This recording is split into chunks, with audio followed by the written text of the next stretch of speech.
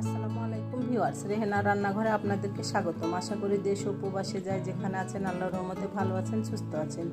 আজকে আমি আবার একটা দারুণ মজার রেসিপি নিয়ে চলে এসেছি। আজকে আমি টমেটো দিয়ে ছোট আলুর চচ্চড়ি করে দেখাবো।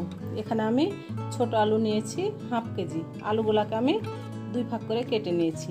কেটে কুটে আমি পরিষ্কার করে ধুয়ে নিয়েছি। তাহলে চলুন কথা না বাড়িয়ে কিচেনে যাওয়া যাক। চুলায় আমি কড়াই বসিয়ে দিয়েছি, গ্যাসটা আমি অন করে দিয়েছি। এবার আমি দিয়ে দেবো তেল, রেগুলার তেল, সয়াবিন তেল। আমি এখানে 1 কাপ তেল দিয়ে দিলাম। আমি এখানে বড় সাইজের 5টা পেঁয়াজ আমি কুচি করে নিয়েছি, 8-10টা মরিচকে আমি দুই ভাগ করে নিয়েছি। আমি দিয়ে দিলাম কাঁচা মরিচ কুচি আর পেঁয়াজ কুচি।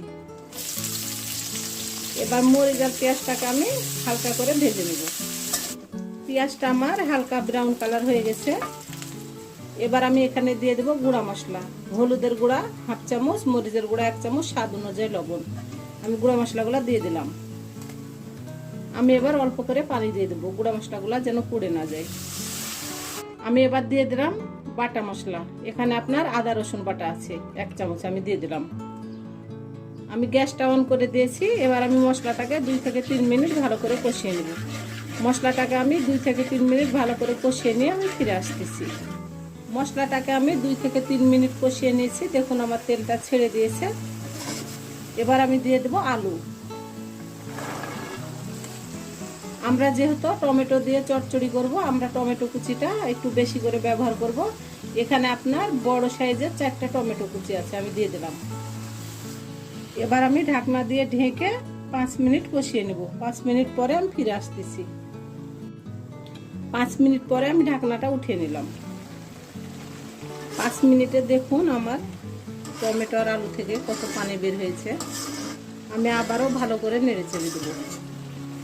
আমি আবারও ঢাকনা দিয়ে ঢেকে 5 মিনিট আমি রান্না করে নেব। 5 মিনিট পরে আমি ফিরে আসতেছি। আমি আবারও ভালো করে নেড়ে চেড়ে দেবো। আমার রেসিপিগুলো যদি ভালো লাগে তাহলে আমার ভিডিওগুলো দেখার অনুরোধ রইল। যদি ফেসবুক থেকে দেখেন তাহলে অবশ্যই একটা ফলো দিয়ে দিন। ইউটিউব থেকে দেখলে একটা সাবস্ক্রাইব করার অনুরোধ রইল। হাতে যদি সময় থাকে লাইক শেয়ার কমেন্ট করে দিন। আপনাদের একটা শেয়ার আমি অনেক দূরে এগিয়ে যেতে পারবো। আমি এবার অল্প করে পানি দিয়ে দেবো।